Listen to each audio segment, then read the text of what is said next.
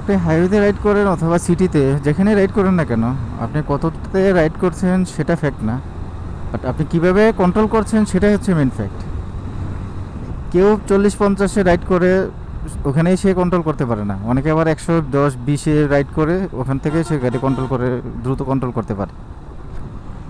কন্ট্রোলিংটা হচ্ছে ডিপেন্ড করবে আপনার রাইডিং স্কিলের উপর, আপনার এক্সপিরিয়েন্সের উপর। মানে এক একজন মানুষ এক একভাবে রাইডিংয়ে অভ্যস্ত।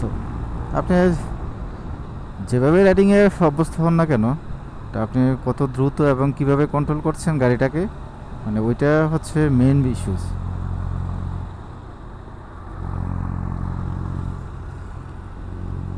মাঝে মধ্যে কিছু অনাকাঙ্ক্ষিত দুর্ঘটনা ঘটে যায়, সেটা হচ্ছে অনেক সময় 40-50 স্পিডও ঘটে, আবার 120-30 স্পিডও ঘটে।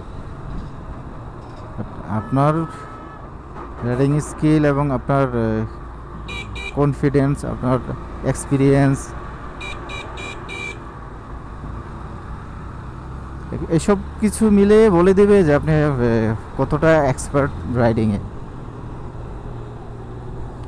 বাট অনাকাঙ্ক্ষিত যেটা হয়ে যায় সেটা আসলে আমাদের আসলে কিছু করার থাকে না। অনেক এক্সপিরিয়েন্স ড্রাইভার বা ভালো রাইড করে ওনারও মানে দুর্ঘটনার সম্মুখীন হয়ে যায়, ওইটা হচ্ছে আলাদা issues. But as you normally যেটা হয়, যেটা করা উচিত, যে আপনার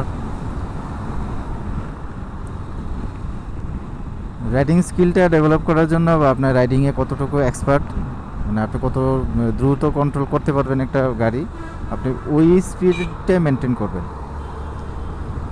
এখন আমি যদি 40-50-এ স্পিড কন্ট্রোল করতে পারি, তো আমি কেন 90 চালাবো? এটা হচ্ছে আমার মানে চিন্তা ভাবনা। কেউ 120-এ কন্ট্রোল করতে পারে, তাহলে সে ধরুন নিশ্চয়ই 80-তে চালাবে না। কেউ যদি 110-20-এ গাড়ি ইজিলি কন্ট্রোল করতে পারে, সে তার মতো করে চালাবে, এটাই স্বাভাবিক, এটাই হওয়া উচিত। অনেকে আমরা রাইড করতে গিয়ে পাশ দিয়ে কোনো দ্রুত একটা বাইক চলে গেলে তখন আমরা এটা মানে ক্রিটিসাইজ করি যে রকেটের গতিতে চলে গেল, তেন আবি যাবে, সাপড়ি টাপড়ি, এই টাইপের আরও কিছু বলে থাকি। বাট এগুলো বলা ঠিক না। সে ওই গতিতে কন্ট্রোল করতে পারবে বিধায় সে গতিতে চলে গেছে, আর আমি যে গতিতে কন্ট্রোল করতে পারবো আমি ওই গতিতে রয়ে গেছি। এটা তো মানে সিম্পল একটা বিষয়। মানে কিছু কিছু উড়ে দৌড়ে চালাবে, এখন ওগুলো তো আর এক্সেপশনাল যেগুলো আছে এগুলোর সাথে তো আর আপনি কম্প্যারিজনে আসে না। ওনারা ওইভাবে চালায় অভ্যস্ত, ওনাদের হিসাব করে লাভ নেই। ও বৃষ্টি চলে আসলো। বৃষ্টির পর একটু আগে বলছিলাম যে আকাশটা একটু কেমন কেমন ঘোলা ঘোলা লাগতেছে, বৃষ্টির মধ্যে পড়ে গেলাম। সাথে নাই রেইনকোট, কোথাও দাঁড়াইতে হবে।